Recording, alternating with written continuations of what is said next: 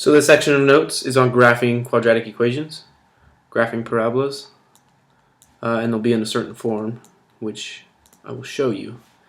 The form y minus k equals a times x minus h squared. So this is a quadratic equation written in this certain form, and I'll talk about what these pieces mean, the k and h and a. So first let's write down the form again. Y minus k equals a times x minus h squared. The k I'm going to highlight in pink, h in yellow, and a in blue. So the first thing that we can take from this form is the vertex. So the vertex of our parabola, which is either the highest point or the lowest point, depending on whether it opens up or down. Let me draw a picture. In this case, since the parabola is opening upwards, the vertex is the lowest point, and it's located at h comma k. So those are the coordinates of our vertex. Notice that we're not including this negative part. The negative is part of the form. So it's just h and just k.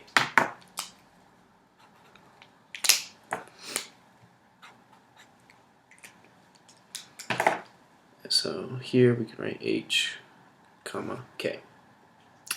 And then the next thing that we can look at and see from this form is the axis of symmetry. Axis of symmetry. And that is the line in which the left side is reflected into the right side, or like the left side mirrors the right side, and then this is the very middle. The axis of symmetry is the very middle, and it's with left and right, and it's located at x equals h. Remember, when you have x equals something, we'll have a vertical line, so we'll have a vertical line which is the axis of symmetry at x equals h. So this is axis of symmetry. X equals h.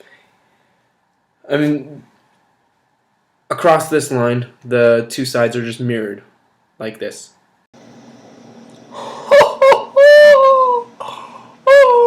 Like Frankie Muniz almost. Was that funny? No? Oh, okay. Doesn't matter. If a, now we can talk about a. If a is a positive number, then the parabola opens upwards. Opens upwards, yes. So a controls whether it opens up or down. So if a is positive, parabola opens up. Parabola opens up, like a happy face. If a is negative, guess what happens? Yes, it opens down. Parabola. So if a is negative, parabola opens down, like a sad face. This is a happy face. Yay. I'm going to highlight that in blue. So all of these things we can tell directly from this equation. The next thing that we'll need to know about are the X and Y intercepts. So if I write X intercepts, I'll tell you about it. Intercepts. All that means is where the parabola intersects the x-axis. So where graph hits x-axis. And to solve for these, we'll be setting y equal to 0. Set y equal to 0. That's just a tip that I'm giving you right now. We'll use it later. So y-intercepts, as you can maybe guess, it's just where the graph hits the y-axis. Where graph hits y-axis. And we do kind of the same thing over here, except for opposite. Set to find these, we set x equal to 0. Solve for y. So here we'll be setting y equal to 0, solving for x. Here we'll be setting x equal to 0, solving for y. It's not important yet, but we'll get there. And you'll know what it means when I do an example. Speaking of example, I have an example. Ha! It's so funny how that works out. Example. The directions will be graph the equation, and label the vertex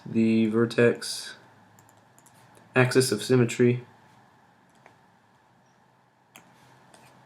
and the X and Y intercepts. So our equation will be y minus 5 equals 2x minus 3 quantity squared.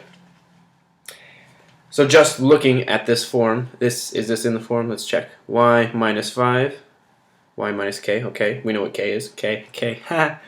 Never mind. A is 2, and can you guys see that? Yeah. And h is 3. Just from this form, I can see k, a, and h already. So my vertex will be at h, which is 3, and k, which is 5. Okay, I know where that is already. My axis of symmetry will be at x equals h, and h was 3, so x equals 3. A equals 2, and this is positive, so we know that our graph opens upward. I should say opens up. Yeah, we're ready to go. So I'm going to glue in a graph paper. It'll be super quick. Super quick.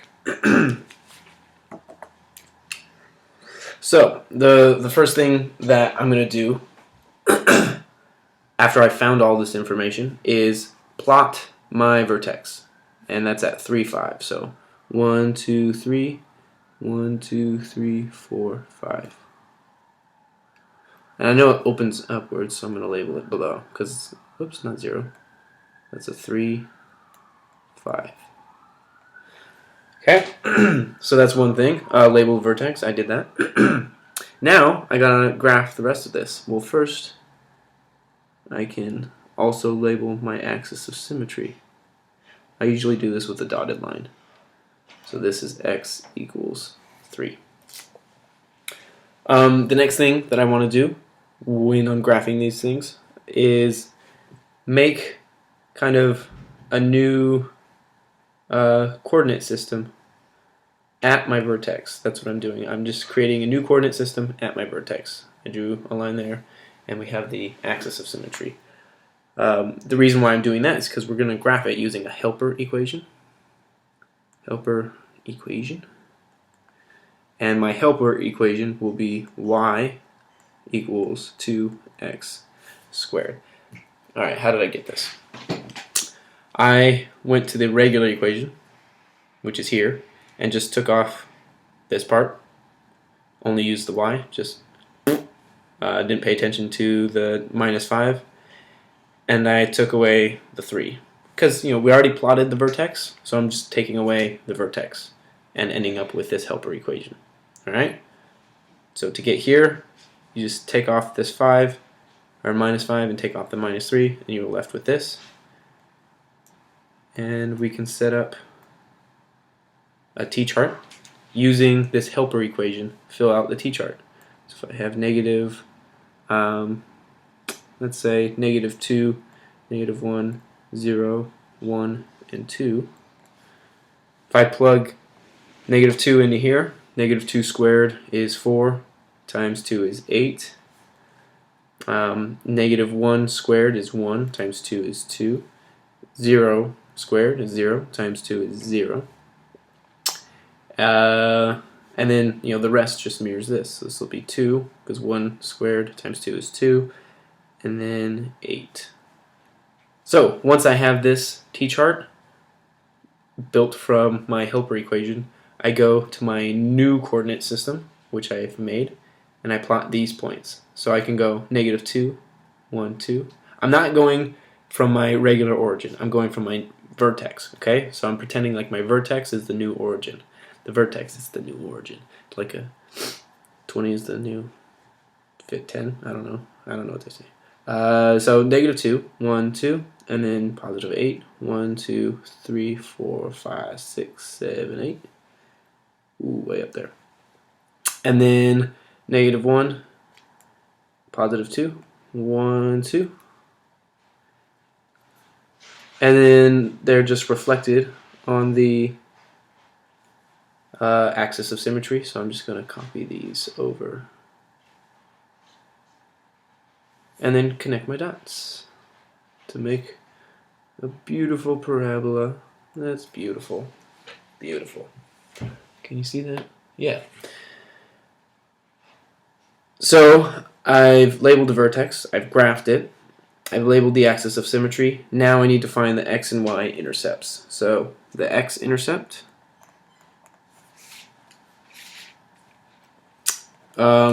I said that we'll be setting Y equal to 0. So I'll just take the regular equation, not the helper one, the regular equation, and make Y a 0 and solve for X. So I'll have 0 minus 5 equals 2 times X minus 3 quantity squared. Divide both sides by 2, and then I'll have -5 halves equals X minus 3 quantity squared. If I square root both sides, excuse me,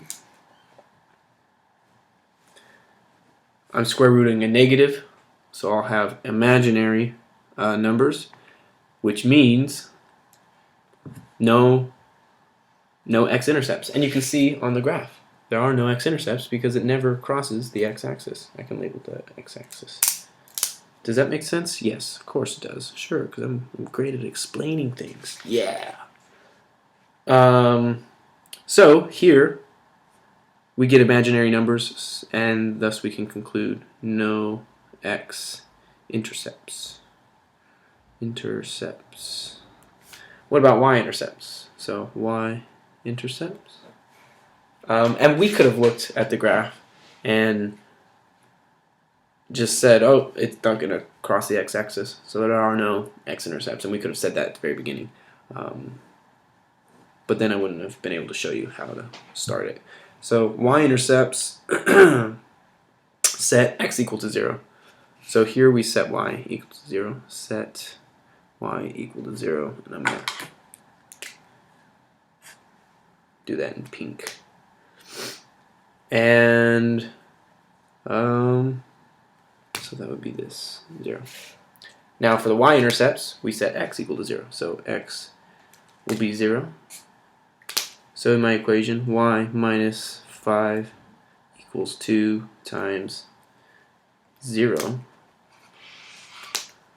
minus 3 squared, which turns out to be y minus 5 equals 2, -3 squared is 9, 2 times 9. Y minus 5 equals 18, plus 5 to both sides, y equals 23. So there's a y-intercept at 0 for the x value, 0, 23. Okay. So have we done everything? Graph, label the vertex, yes. Axis of symmetry, label it, yes. And find the x and y intercepts. We did all of that, and the y intercept will be way up there. Yeah.